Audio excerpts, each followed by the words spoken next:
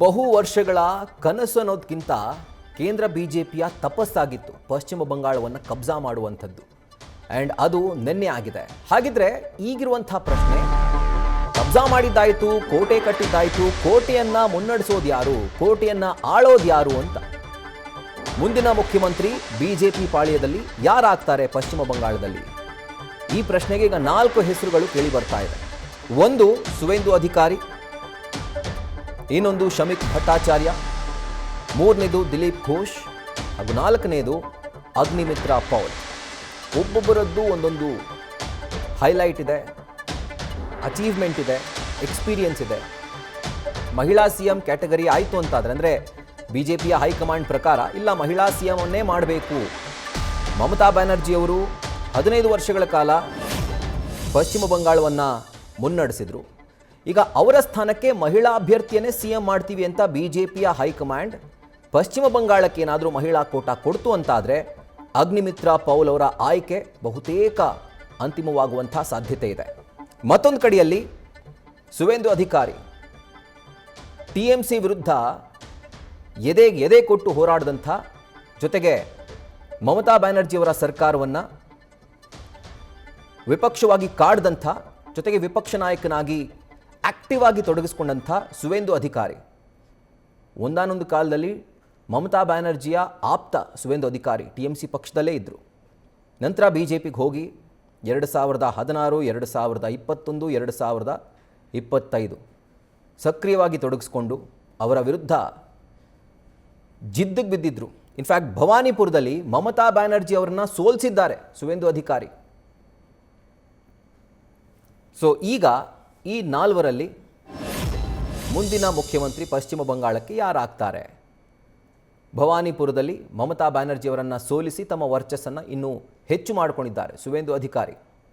ಅದರ ಜೊತೆಗೆ ವಿಪಕ್ಷ ನಾಯಕರಾಗಿ ಪಕ್ಷವನ್ನು ಅವರು ಮುನ್ನಡೆಸಿದ್ದಾರೆ. ಅದರ ಜೊತೆಗೆ ಟಿಎಂಸಿ ಸರ್ಕಾರದ ವಿರುದ್ಧ ಹೋರಾಟಗಳನ್ನು ಮಾಡಿ ಬೀದಿಗಿಳಿದು ಪ್ರತಿಭಟನೆಗಳನ್ನು ಮಾಡಿ ಒಂದು ರೀತಿ ಓಟ್ಗಳನ್ನು ಕನ್ಸಾಲಿಡೇಟ್ ಮಾಡೋದರಲ್ಲಿ ಇವರ ಪಾತ್ರ ಪ್ರಮುಖವಾಗಿರುವಂಥದ್ದು.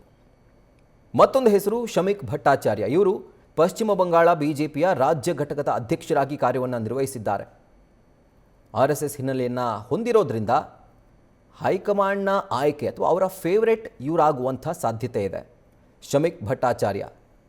ಮತ್ತೊಂದು ದಿಲೀಪ್ ಘೋಷ್, ಬಿಜೆಪಿಯ ಮಾಜಿ ರಾಜ್ಯಾಧ್ಯಕ್ಷರು, ತಳಮಟ್ಟವನ್ನು ಪಕ್ಷವನ್ನು ಸಂಘಟನೆ ಮಾಡಿದವರು.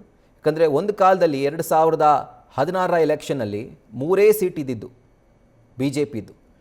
ಅಂಥ ಟೈಮ್ನಲ್ಲೂ ತಳಮಟ್ಟದಿಂದ ಪಕ್ಷವನ್ನು ಸಂಘಟನೆ ಮಾಡಿ ಇವತ್ತು ಅದಕ್ಕೊಂದು ಭದ್ರ ಬುನಾದಿಯನ್ನು ಹಾಕಿ, ಅಡಿಪಾಯವನ್ನು ಹಾಕಿ, ಇವತ್ತು ಇಂತಹ ಭರ್ಜರಿ ಬಹುಮತವನ್ನು ಬಿಜೆಪಿ ಸಾಧಿಸಲಿಕ್ಕೂ ಕೂಡ ಇವರ ಒಂದು ಕಾಣಿಕೆ ಇದ್ದೇ ಇರುತ್ತೆ, ಇವರ ಕೊಡುಗೆ ಇದ್ದೇ ಇರುತ್ತೆ. ಪಕ್ಷದ ಕಾರ್ಯಕರ್ತರಲ್ಲಿ ಇವ್ರ ಬಗ್ಗೆ ಹೆಚ್ಚಿನ ಒಲವಿದೆ, ಅವರ ಮೇಲೆ ಇವರು ಹೆಚ್ಚಿನ ಪ್ರಭಾವವನ್ನು ಬೀರ್ತಾರೆ. ಆ್ಯಂಡ್ ಅನುಭವಿ ನಾಯಕ ಕೂಡ. ಇದು ದಿಲೀಪ್ ಘೋಷ್ ಅವರ ಒಂದು ಪೊಲಿಟಿಕಲ್ ಬಯೋಡೇಟಾ. ಇನ್ನೊಂದು ವೆರಿ ಇಂಟ್ರೆಸ್ಟಿಂಗ್, ಅಕಸ್ಮಾತ್ ಏನಾದರೂ ಬಿಜೆಪಿ ಹೈಕಮಾಂಡ್ ಮಮತಾ ಬ್ಯಾನರ್ಜಿಯವರು ಮುಖ್ಯಮಂತ್ರಿ ಆಗಿದ್ದರು, ಈಗ ಅವರು ಕೆಳಗಿಳಿತಾರೆ, ಅವರ ಸ್ಥಾನಕ್ಕೆ ವುಮೆನ್ ಕ್ಯಾಂಡಿಡೇಟೇ ಸಿಎಂ ಮಾಡೋಣ ಅಂತ ಏನಾದರೂ ಹೈಕಮಾಂಡ್ ನಾಯಕರು ತೀರ್ಮಾನ ಮಾಡಿದ್ರು ಅಂತಾದರೆ ಅಗ್ನಿಮಿತ್ರ ಪೌಲ್ ಅವರಿಗೆ ಅದೃಷ್ಟ ಖುಲಾಯಿಸುವಂಥ ಸಾಧ್ಯತೆ ಇದೆ. ಯಾಕಂದರೆ ಯಾವಾಗಲೂ ಬಿಜೆಪಿ ಸ್ಪಷ್ಟ ಬಹುಮತ ಬಂದಂಥ ಸಂದರ್ಭದಲ್ಲಿ ಅಥವಾ ಎಲೆಕ್ಷನ್ಗಳನ್ನು ಗೆದ್ದಂಥ ಸಂದರ್ಭದಲ್ಲಿ ಈ ಅಚ್ಚರಿಯ ಅಭ್ಯರ್ಥಿಯನ್ನು ಘೋಷಣೆ ಮಾಡೋದಕ್ಕೇ ಫೇಮಸ್. ಮಧ್ಯಪ್ರದೇಶ ಆಗಿರ್ಬೋದು, ರಾಜಸ್ಥಾನ ಆಗಿರ್ಬೋದು, ಬೇರೆ ಬೇರೆ ರಾಜ್ಯಗಳಲ್ಲಾಗಿರ್ಬೋದು, ಅಧಿಕಾರಕ್ಕೆ ಬಂದಂತಹ ಸಂದರ್ಭದಲ್ಲಿ ಅಚ್ಚರಿಯ ಅಭ್ಯರ್ಥಿಯನ್ನು ಮುನ್ನೆಲೆಗೆ ತಂದು ಇವರೇ ನಿಮ್ಮ ಮುಂದಿನ ಮುಖ್ಯಮಂತ್ರಿ ಅಂತ ಘೋಷಣೆ ಮಾಡೋದ್ರಲ್ಲಿ ಬಿಜೆಪಿ ಹೆಸರುವಾಸಿ. ಸೊ ಹೀಗಾಗಿ ಈ 3ರ ಮಧ್ಯೆ ಮಹಿಳಾ ಕೋಟಾದಡಿಯಲ್ಲಿ ಅಗ್ನಿಮಿತ್ರ ಪೌಲ್ ಏನಾದರೂ ಪಶ್ಚಿಮ ಬಂಗಾಳದ ಮುಖ್ಯಮಂತ್ರಿ ಆಗ್ತಾರಾ ಗೊತ್ತಿಲ್ಲ. ಅದಕ್ಕೂ ಕೂಡ 1-2 ದಿನಗಳಲ್ಲಿ ಸ್ಪಷ್ಟ ಉತ್ತರ ಸಿಗುತ್ತೆ. ಆ್ಯಂಡ್ ಈ ರೀತಿಯಾಗಿ ಯಾರೇ ಹೆಸರನ್ನು ಘೋಷಣೆ ಮಾಡಿದ್ರೂ ಅಲ್ಲಿ ವಿರೋಧ ಏಳಲಿಕ್ಕೆ ಸಾಧ್ಯನೇ ಇಲ್ಲ. ಬಿಜೆಪಿ ಹೈಕಮಾಂಡ್ ಏನು ಹೇಳುತ್ತೋ ಅದನ್ನು ಪ್ರತಿಯೊಬ್ಬರೂ ಕೂಡ ಪಾಲನೆ.